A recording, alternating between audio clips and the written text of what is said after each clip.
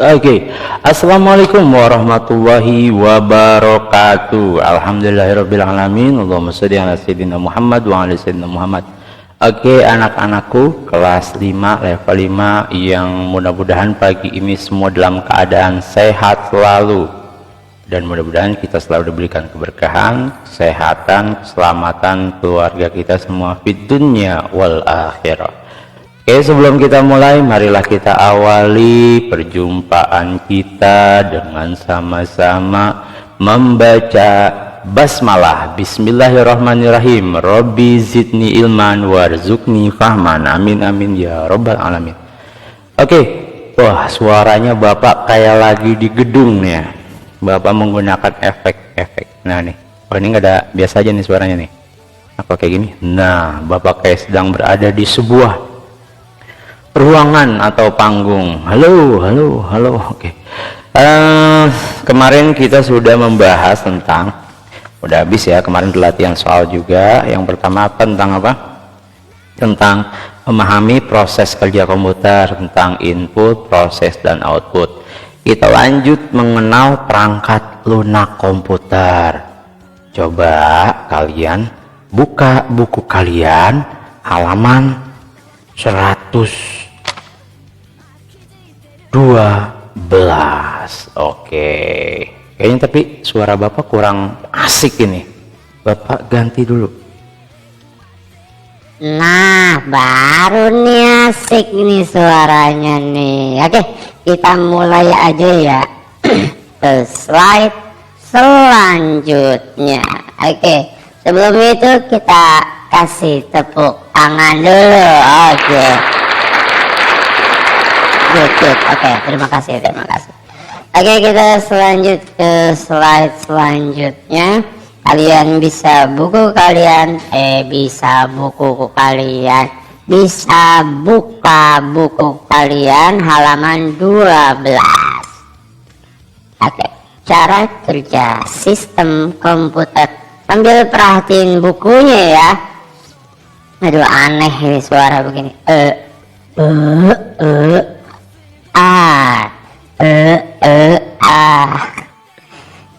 Kocak. Oke, lanjut.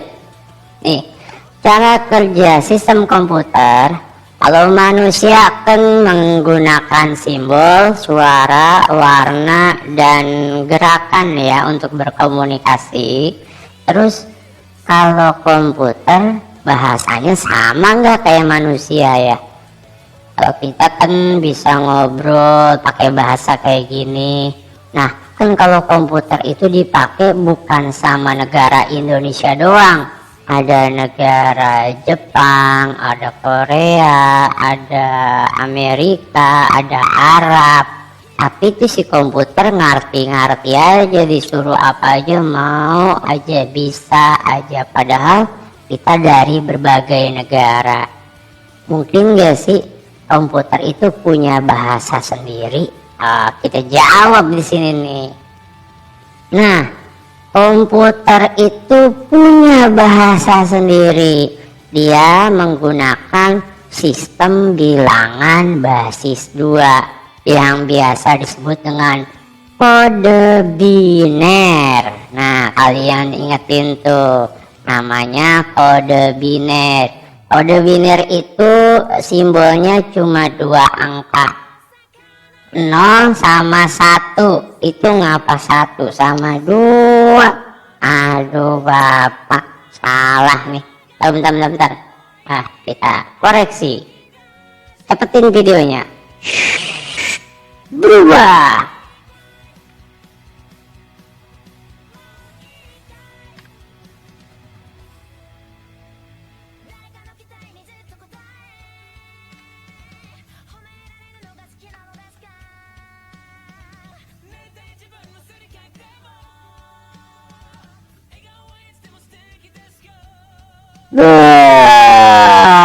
Sudah berubah dia, 0 dan 1, bukan 1 dan 2 ya. Nah, di sini ada sih cara tentang konversi dari bilangan desimal. Desimal itu yang biasa kita pakai, 0, 1, 2, 3, 4, 5, 6, 7, 8, 9, 0, nggak ada 10. Soalnya bilangan cuma sampai 9 dari angka 0 ya. Jadi kalau 10 itu kan 1 sama 0. Nah, kita dari 10 angka desimal itu kalau di bilangan biner itu nggak bisa. Kalau bilangan biner itu cuma 2 angka karena dia basisnya cuma 2, yaitu 0 dan 1. Kalau kalian bingung, aduh Bapak saya jadi bingung nih maksudnya gimana sih.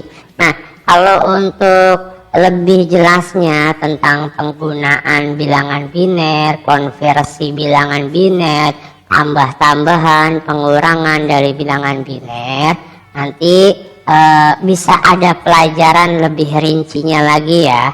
Kalau sekarang ini kita mengenai dasarnya aja. Kalau cara kerja sistem komputer itu dia bahasanya pakai bahasa pemrograman, namanya itu kode biner. Jadi setiap yang kita tulis nih kayak gini nih, suara yang Bapak ucapkan, layar hasil yang kalian lihat di laptop atau HP kalian itu terdiri dari ribuan bahkan jutaan miliaran kode-kode biner. Jadi ada 00110000000. Wah, dikonversi jadi seperti yang kalian lihat ini hasilnya.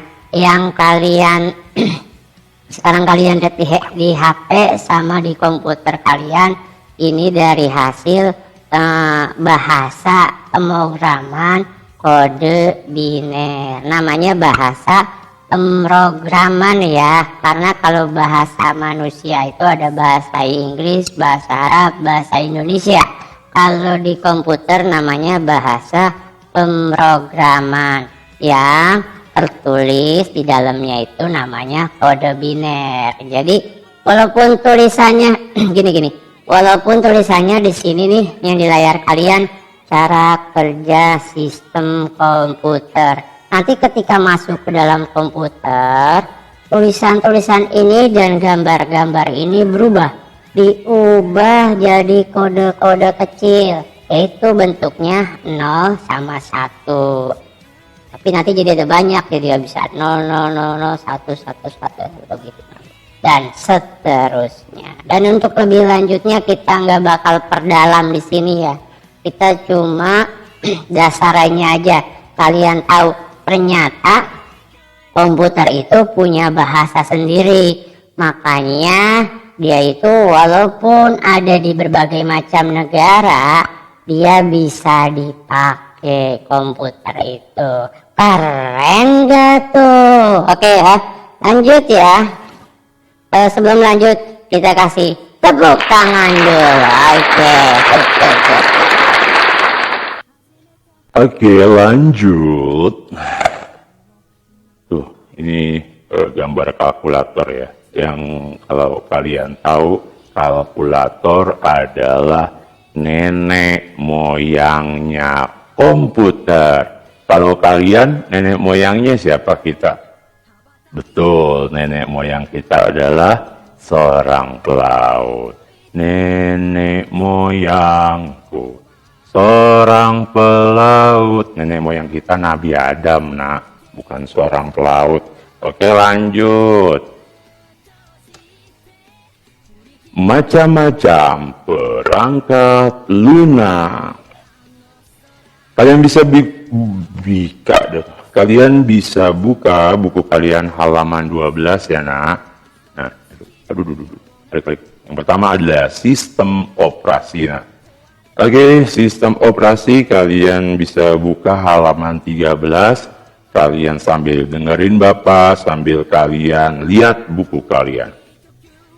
Sistem operasi merupakan sebuah penghubung antara pengguna dari komputer dengan perangkat keras komputer. Sebelum ada sistem operasi, orang hanya menggunakan komputer dengan menggunakan sinyal analog dan sinyal digital. Seiring dengan berkembangnya pengetahuan dan teknologi, pada saat ini terdapat berbagai sistem operasi dengan keunggulan masing-masing. Untuk lebih memahami sistem operasi, Maka sebaiknya perlu diketahui terlebih dahulu beberapa konsep dasar mengenai sistem operasi itu sendiri ya nak.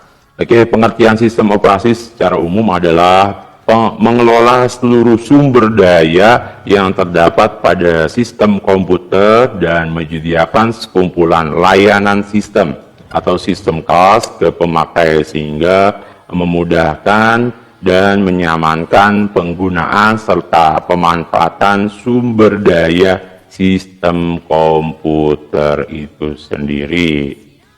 Nah, fungsi sistem operasi ibarat pemerintah di sebuah negara ya. Jadi kalau di perangkat keras itu kan ada otaknya komputer namanya CPU. Nah, kalau di perangkat lunak ada inti dari sebuah untuk menjalankan perangkat lunak itu sendiri atau software-software yang ada di komputer kalian, ada intinya tuh yang disebut dengan sistem operasi. Oke ya.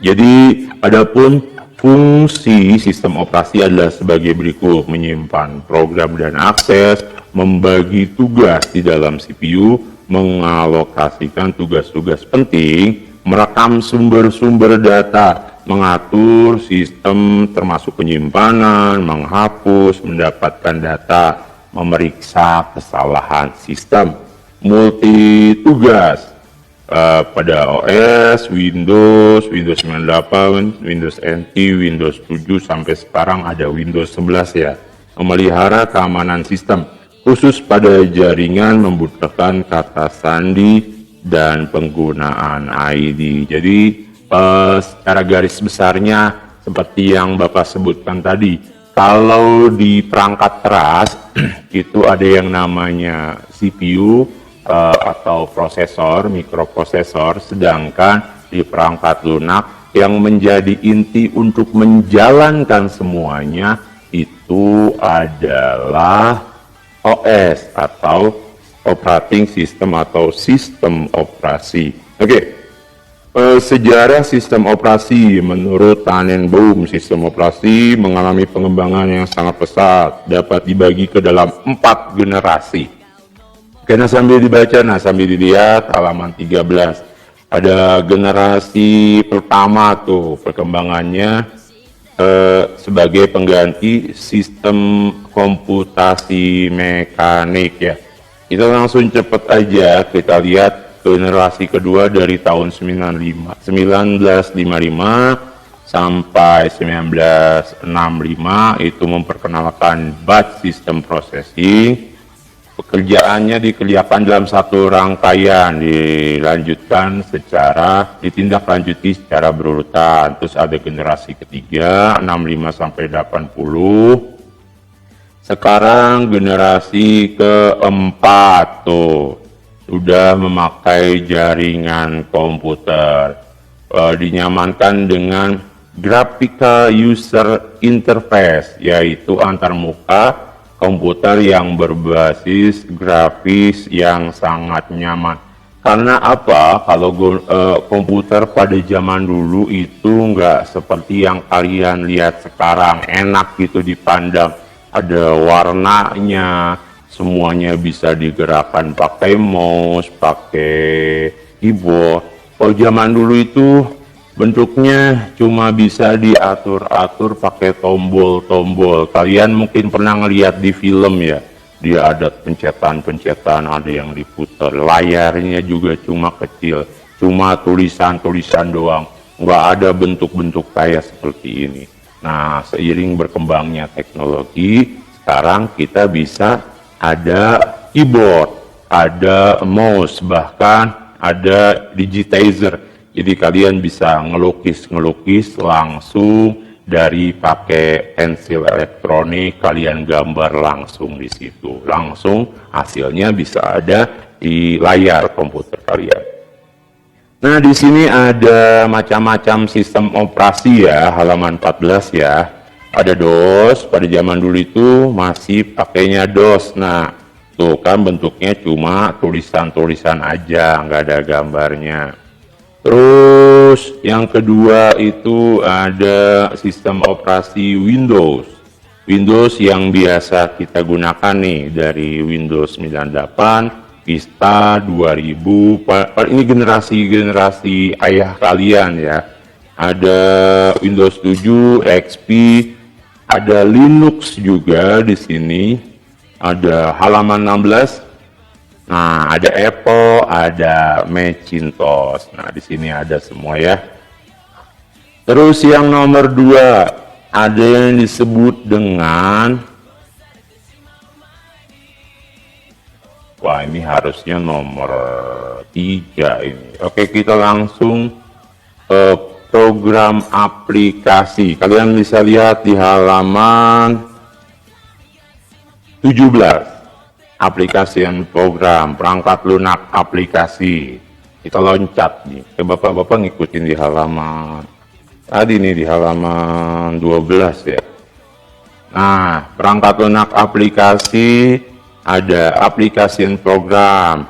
Nah, ada juga yang kedua itu program paket. Contohnya itu seperti Office, Microsoft Office. Microsoft Office itu satu paket. Nah, dia software, tapi dia satu paket. Ada untuk mengetik, khusus untuk mengetik dan dokumen-dokumen, disebut dengan Microsoft Word. Nah, mengolah data dalam bentuk teks. Di situ juga ada mengolah data dalam bentuk angka, sama dari perusahaannya dari Microsoft Office, namanya Microsoft Excel di halaman 17 tuh. Terus ada yang buat presentasi, ada di halaman 18, namanya Microsoft PowerPoint. Mengolah basis data, namanya Microsoft Access. Mengolah multimedia atau musik, dengerin musik atau dengerin video, namanya Winamp. Ada untuk internet yang biasa kalian pakai, itu pakainya browsernya apa? Ada Mozilla, ada Google Chrome dan lain-lain. Oke, kedua itu program aplikasi, yang ketiga bahasa pemrograman. Nah, bahasa pemrograman itu ada 3 level. Nah, yang pertama tingkat bahasa tingkat rendah. Lalu ganti dulu. Nah, bahasa tingkat rendah disebut juga dengan bahasa mesin assembler, di mana pengkodaan bahasanya menggunakan kode angka 0 dan 1 yang Bapak bilang tadi ya, bilangan biner. Dan yang kedua bahasa tingkat tinggi, termasuk dalam bahasa pemrograman yang mudah dipelajari oleh pengguna komputer karena menggunakan bahasa Inggris. Jadi kode-kode biner tadi dikonversi dalam beberapa bahasa komputer ya, yang namanya itu ada basic, ada COBOL, ada Pascal, ada Fortran. Oke, terus lanjut lagi ada bahasa generasi keempat atau 4GL. Bahasa pemrograman 4GL generasi keempat merupakan bahasa yang berorientasi pada objek. Contohnya disebut di sini ada Visual Basic, ada Delphi, dan Visual C++. Oke, lanjut ke nomor 4 di halaman 16. Di sini ada program bantu atau utility. Jadi di samping kita menggunakan software-software yang inti-inti tadi, ada namanya program bantu, berfungsi sebagai alat pembantu dalam kegiatan yang hubungannya dengan komputer, misalnya memformat disket, mengcopy data, kompres file, dan lain-lain. Contohnya ada Norton Utility itu sebagai antivirus, WinZip itu buat ngompres file, misalnya file kalian besar dan ada banyak, dikompres jadi satu, dikompresnya itu pakai WinZip. Di situ ada Norton Ghost, sama juga itu antivirus dan antivirus itu sendiri. Oke, untuk kali ini cukup segitu saja untuk pelajaran kita. Mudah-mudahan dipahami, dibaca lagi, dipelajarin lagi, karena yang paling penting dalam belajar itu bukan dari bapak, tapi dari kemauan kalian sendiri ya. Kalian baca-baca lagi, kalian pengen bisa jadi bisa di komputer, kalian mau jadi hacker misalnya, jangan jadi hacker, hacker itu nggak bagus. Bagusnya itu kita jadi ahli IT ya nah ya. Kita bisa semua komputer dan bisa bermanfaat untuk orang banyak. Oke, cukup sekian, kita akhiri dengan sama-sama membaca hamdalah. Alhamdulillahirabbil alamin. Rabbi zidni ilman warzuqni fahman. Amin amin ya rabbal alamin. Kita ketemu lagi minggu depan. Wassalamualaikum warahmatullahi wabarakatuh. Dadah.